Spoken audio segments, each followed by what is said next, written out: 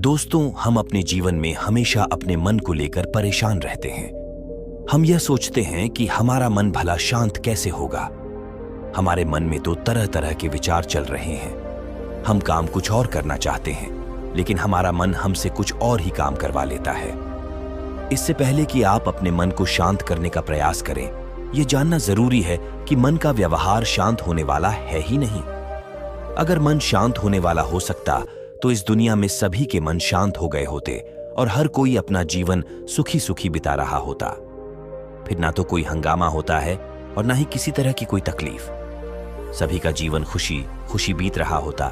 फिर ना तो आप और ना ही मैं पैसे कमाने के पीछे भाग रहे होते। समस्या तो यह है कि हम ज्यादा से ज्यादा चीजें इकट्ठा करना चाहते हैं, क्योंकि हमें लगता है कि हमारे पास जितनी ज्यादा चीजें होंगी हम उतना ही सुखी रहेंगे। लेकिन वास्तविकता तो यही है कि बाहर की किसी भी चीज में कोई सुख नहीं है और ना ही उनमें कोई दुख है। और यही कारण है कि जब हम किसी चीज के पीछे भाग रहे होते हैं, जब हम कोई चीज पाना चाहते हैं, तो उसे पाकर हमें पल भर के लिए खुशी तो मिलती है, लेकिन बाद में हम उस खुशी का एहसास नहीं कर पाते। वो खुशी दुख में परिवर्तित हो जाती है और इसी प्रकार से हम एक चीज से दूसरी चीज, दूसरी से तीसरी चीज के पीछे लगातार भागते रहते हैं, क्योंकि हमें ऐसा ही लगता है कि यदि हम वह चीज पा लेंगे तो हम सुखी हो जाएंगे। लेकिन वास्तविकता में वही सुख हमारे दुख का कारण बन जाता है, जिस कारण हमारा मन बेचैन रहने लगता है। हम उस चीज को पाने के लिए तरह तरह के उपाय करते हैं, जिसके कारण हमारा मन और भी बेचैन होने लगता है और यह बेचैनी धीरे धीरे चिंता का रूप ले लेती है और हमारा मन पूरी तरह से अशांत हो जाता है। हमें कुछ भी अच्छा नहीं लगता। हमें लगता है कि जो कुछ हमने मांगा था उसका उल्टा हो रहा है, सब कुछ हमारे विपरीत जा रहा है। और फिर हम अपने मन को शांत करने के लिए ध्यान करना शुरू करते हैं, क्योंकि एक ध्यान ही वह मार्ग है जो हमें ज्ञान की ओर ले जाता है। वह हमें यह बताता है कि बाहर किसी भी चीज में कोई सुख नहीं है और ना ही दुख है। दुख और सुख तो हमारे मन का भ्रम है। यह हमारे मन की एक उपज है, जिसके लालच में हमारा मन हमें यहाँ वहां भगाता रहता है। जैसे कि महीनों से भूखे एक भिखारी को अगर एक सूखी रोटी भी मिल जाए तो वह उसके लिए सुख है, वह उसके लिए अमृत है।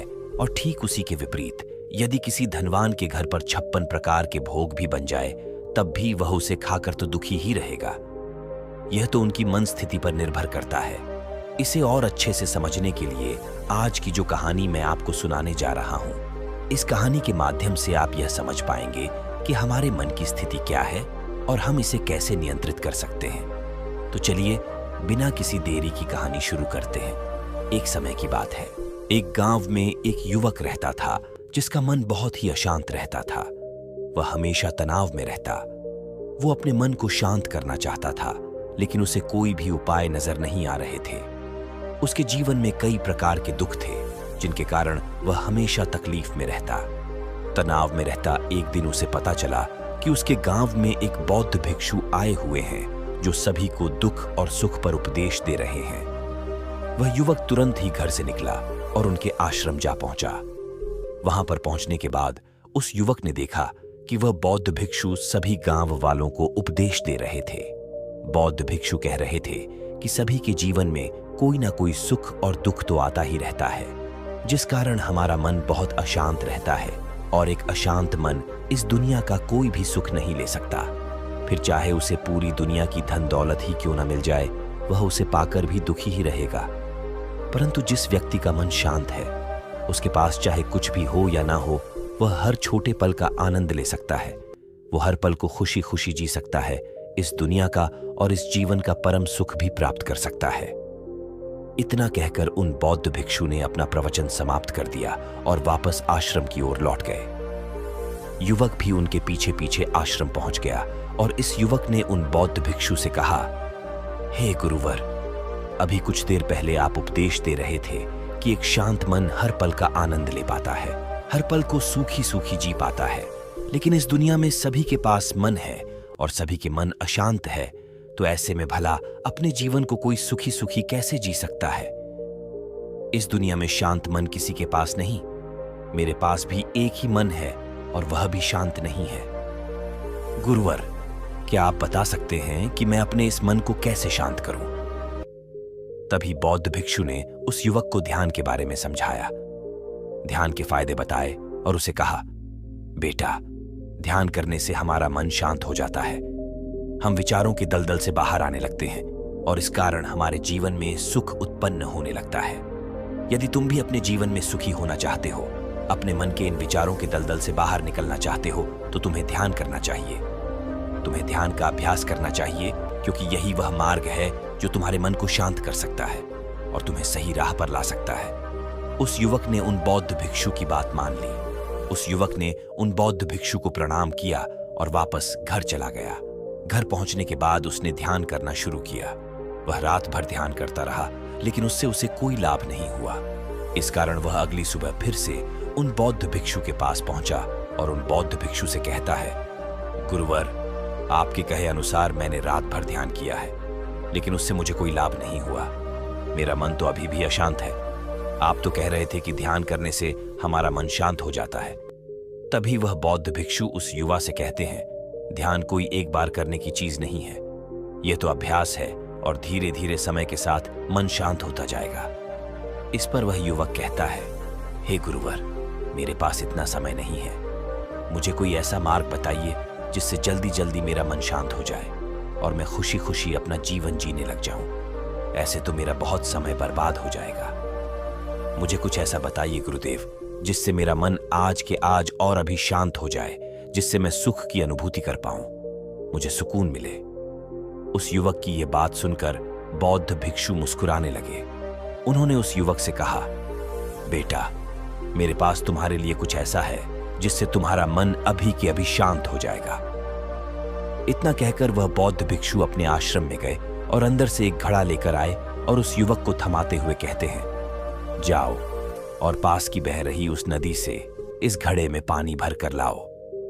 उन बौद्ध भिक्षु के इतना कहने के बाद उस युवक ने वह घड़ा हाथ में ले लिया और नदी की तरफ जाने लगा। उसके बाद मन ही मन सोच रहा था कि लगता है ये गुरु पागल है, इन्हें कुछ नहीं पता। भला ये घड़ा मेरे जीवन में शांति कैसे ला सकता है, ये मेरे मन को शांत कैसे कर सकता है। लेकिन उसके पास और कोई रास्ता नहीं था, जिस कारण उसने घड़ा लिया और पास वाली नदी के पास पहुंच गया। उसने उस नदी में से उस घड़े में पानी भरना शुरू किया, लेकिन जैसे ही उस व्यक्ति ने उस घड़े को नदी से बाहर निकाला तो उस युवक ने देखा कि उस घड़े के चारों ओर छोटे छोटे छेद हैं, जिससे पानी तेजी से बाहर की ओर निकल रहा था। उसने लगातार कई बार प्रयास किए, लेकिन काफी बार कोशिश करने के बाद भी वह उस घड़े को पूरा नहीं भर पाया और थक हार कर उन बौद्ध भिक्षु के पास वापस लौटा और क्रोधित होकर कहता है, गुरुवर, आपने यह कैसा घड़ा दिया है? इसके चारों तरफ तो छेद है। भला मैं इसमें पानी कैसे भर कर ला सकता हूं? जब भी मैं पानी भरता हूं, इस घड़े के छेदों से सारे पानी बाहर निकल जाते हैं। इस घड़े को मैं पूरा नहीं भर सकता। तभी वह बौद्ध भिक्षु उस युवक को शांत कराते हुए कहते हैं, बेटा, शांत हो जाओ। तुम्हें तुम्हारे प्रश्न का जवाब ही तो दे रहा हूं, और यदि तुम क्रोधित अवस्था में इस जवाब को सुनोगे तो इसे समझना तुम्हारे लिए मुश्किल हो जाएगा। इसलिए शांत हो जाओ और मेरी बात समझने का प्रयास करो। ये जो घड़ा मैंने तुम्हें दिया है, इसे अपना मन समझो, और मन केवल दो ही प्रकार से शांत हो सकता है। पहला यह कि तुम उसे लबालब पूरा भर दो और उसमें कुछ भी और आने जाने की जगह ना बचे। क्या तुम इस घड़े को इस प्रकार भर सकते हो?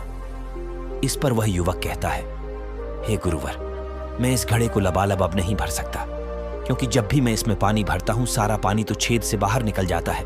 तभी वह बौद्ध भिक्षु उस युवक से कहते हैं, ठीक इसी तरह हम भी अपने मन को कभी नहीं भर सकते। हम जितना इसमें डालते जाएंगे, वह सब कुछ हमारे शरीर के द्वारा बाहर आता रहेगा। फिर चाहे वह क्रोध हो, प्रेम हो या फिर दया, हम जो भी अपने अंदर आने देते हैं, वही हमारे अंदर से बाहर भी आता है। और इसीलिए मैंने तुम्हें छेदों वाला घड़ा दिया, क्योंकि ये हमारी मन के जैसा ही है। और जब हम इस मन को बस भरना चाहते हैं, तब तुम अपना समय बेकार कर रहे हो। क्या तुम्हें एक पल के लिए भी ये नहीं सोचा कि इसी प्रकार तो तुम अपने मन को भरने में भी लगे हुए हो? क्या इससे तुम्हारा समय बर्बाद नहीं हो रहा? क्या इससे तुम्हारा जीवन बर्बाद नहीं हो रहा? क्योंकि जिस भी चीज से तुम अपने मन को भरोगे, वह तो बाहर निकल ही जाएगी। उस युवक को अपनी गलती का एहसास हुआ। वह तुरंत उन बौद्ध भिक्षु के चरणों में गिर गया और उन बौद्ध भिक्षु से कहता है, गुरुवर, आपने सच कहा। मैंने कभी भी इसके बारे में नहीं सोचा कि मैं अपना जीवन अपने आप ही बर्बाद कर रहा था। ठीक है, मैं तो इस बात से अनजान था, लेकिन आज आपने मेरी आंखें खोल दी। परंतु गुरुवर, अगर यह मन को पूरी तरह भरने का पहला तरीका मन को शांत नहीं कर सकता, तो मन को शांत करने का दूसरा तरीका कौन सा है? गुरुवार मुस्कुराते हुए उस आदमी से कहते हैं, दूसरा तरीका है कि अपने मन को पूरी तरह खाली कर दो। इस पर वह व्यक्ति कहता है, गुरुवर, आप ही मुझे बताइए कि मैं अपने मन को खाली कैसे कर सकता हूं। तभी बौद्ध भिक्षु कहते हैं, बेटा, यह तो बहुत ही सरल है। बाहर का कूड़ा अपने भीतर मत जाने दो। इस प्रकार तुम्हारा मन अपने आप ही खाली हो जाएगा। वह व्यक्ति कुछ देर सोच विचार करने के बाद बौद्ध भिक्षु से कहता है, हे गुरुदेव, यह कैसे संभव है? जो भी हम देखते हैं, सुनते हैं, वह हमारे मन में ही तो जाता है, वह हमारे भीतर की ओर ही तो जाता है। फिर मैं उसे कैसे रोक सकता हूं? इस पर बौद्ध भिक्षु मुस्कुराने लगे और उसी वक्त से कहते हैं, बेटा, मैं तुम्हें यही तो समझाने का प्रयास कर रहा हूं कि मन को केवल ध्यान से ही जीता जा सकता है, और एक दिन ध्यान करने से कुछ नहीं होने वाला। हमें इसके लिए समय देना होगा, हमें इसके लिए धैर्य रखना होगा, इसका निरंतर अभ्यास करना होगा। आगे बौद्ध भिक्षु उस युवा से कहते हैं, बेटा, क्या तुम्हें प्यास लगा है? युवक कहता है, हाँ गुरुवर, मुझे बहुत जोरों की प्यास लगी है। इस पर उन बौद्ध भिक्षु ने उस युवक को पानी पिलाया और कहा, ये लो, पानी पी लो, इससे तुम्हारी प्यास बुझ जाएगी। लेकिन मुझे एक बात बताओ, क्या आज पानी पी लेने से फिर तुम्हें कभी प्यास नहीं लगेगी? तुम कभी फिर मुझसे पानी नहीं मांगोगे? इस पर वह युवक कहता है, गुरुवार, आप कैसी बातें कर रहे हैं? पानी तो हमारे जीवन का एक हिस्सा है, इसके बिना तो हम मर जाएंगे, और आप कह रहे हैं कि आज पानी पी लो और उसके बाद में कभी पानी ना पियो। ये भला कैसे संभव है? प्यास तो हमें रोज आती है और हम रोज पानी पीते हैं, इसके बिना तो हम मर जाएंगे। तभी बौद्ध भिक्षु मुस्कुराते हुए उस युवक से कहते हैं, ठीक इसी प्रकार एक दिन के ध्यान से हमारा मन शांत नहीं हो सकता। उसे भी रोज भूख लगती है और उसे रोज रोज हमें आहार भी देना पड़ता है, उसे भी रोज पानी पीने की जरूरत पड़ती है, और ठीक उसी प्रकार हमें हर दिन ध्यान करने की भी जरूरत पड़ती। और जब हम निरंतर ध्यान करते हैं, इसका अभ्यास करते हैं, तो देखते ही देखते हमारे मन की भूख शांत होने लगती है, और एक समय पर हमारा मन सारे विचार उत्पन्न करना बंद कर देता है। तब वह बाहर से कुछ भी ग्रहण नहीं कर पाता, और जो कोई भी विचार हमारे भीतर है, वह सारे विचार देखते ही देखते समाप्त हो जाते हैं। और इसी प्रकार धीरे धीरे हमारा मन शांत होने लगता है। आगे वह बौद्ध भिक्षु युवक से कहते हैं, बेटा, तुम ही तो कह रहे थे कि तुमने रात भर ध्यान किया है, लेकिन उसके बाद भी तुम्हारा मन शांत नहीं हो रहा। बेटा, तुम चाहो तो 1 घंटे के लिए ध्यान कर सकते हो, चाहो तो पूरा दिन भर तुम ध्यान करो, लेकिन इसका लाभ भी तुम्हें उतना ही मिलेगा। अर्थात मान लो तुम 1 दिन के लिए ध्यान करते हो, तो इससे तुम्हारे मन को भी शांति केवल कुछ समय के लिए ही मिलेगा। यह हो सकता है कि वह 1 घंटे के लिए शांत रहे या फिर केवल कुछ क्षणों के लिए, लेकिन वह शांत अवश्य होगा। लेकिन जैसे ही उसे फिर से भूख लगेगी, वह फिर से अशांत हो जाएगा और फिर से यहां वहां भागने लगेगा, और वह अपने विचारों की तलाश में आगे बढ़ेगा, क्योंकि उसे भी तो भूख लगी है, उसे भी तो खाना चाहिए, उसे भी तो पानी चाहिए। जैसे कि जब तुम्हें भूख लगती है, तुम अशांत हो जाते हो, क्योंकि तुम्हें भोजन चाहिए, पानी चाहिए, ताकि तुम अपने पेट की भूख को मिटा सके और तुम्हें शांति मिले। इस पर वह युवक कहता है, आप सत्य कहते हैं, मैं ही गलत था, मेरी ही गलती है। मैं अपने मन को अवश्य शांत करके रहूंगा, फिर चाहे इसके लिए मुझे कितना भी समय क्यों न लग जाए, मैं भी उस सुख को प्राप्त करके ही रहूंगा। मैं इस खाली घड़े में पानी भरकर अपने जीवन को बर्बाद नहीं करना चाहिए। मैं अपने मन को शांत करके ही रहूंगा, मैं अपने मन को पूरी तरह से खाली कर दूंगा। इतना कहकर उस युवक ने उन बौद्ध भिक्षु को प्रणाम किया और वापस अपने घर की ओर लौट गया। दोस्तों, हम लोगों के जीवन में भी कई प्रकार की समस्याएं हैं, और हम उन समस्याओं का समाधान करना चाहते, और अंत में हमें जो मार्ग मिलता है वह ध्यान है। हम ध्यान तो करना चाहते हैं, लेकिन हम उसके परिणाम को तुरंत पाना चाहते हैं। जब हम शुरू में ध्यान करते हैं, तो हमें उसका कुछ भी लाभ नहीं मिलता, और हमें लगता है कि यह व्यर्थ है, इससे हमें कोई भी फायदा नहीं होने वाला, क्योंकि हमें तो सब कुछ जल्दी जल्दी चाहिए। लेकिन वास्तविकता तो यही है कि ध्यान सब्र और समय मांगता है, और साथ ही उसे शांति भी चाहिए। परंतु हम इतने अशांत हैं कि हमारे भीतर ये तीनों चीजें नहीं हैं। इसीलिए अपने भीतर धैर्य पैदा करें। जब आपके भीतर धैर्य पैदा होगा तभी आप सब्र, समय और शांति के महत्व को समझ पाएंगे और फिर आपका समय चाहे कैसा भी क्यों ना चल रहा हो, आप हर समय खुश रहना सीख जाएंगे। अगर आपका मन अशांत है तो यह किसी और के हाथों में नहीं है कि वह आपके मन को शांत कर सके। ये तो आपके हाथों में है कि आप अपने मन को किस प्रकार और कितनी देर तक के लिए शांत कर सकते हैं। दोस्तों, आपने आज के इस वीडियो से क्या सीखा वह मुझे आप कमेंट में बता सकते हैं। इसी के साथ में उम्मीद है कि आपको आज की वीडियो पसंद आई होगी, तो इस वीडियो को उस इंसान को शेयर करें और उसी के ठीक बाद चैनल को सब्सक्राइब करें। तो चलिए फिर मिलते हैं ऐसी एक और नई वीडियो में। तब तक के लिए अपना ख्याल रखें। धन्यवाद। नमो बुद्धाय।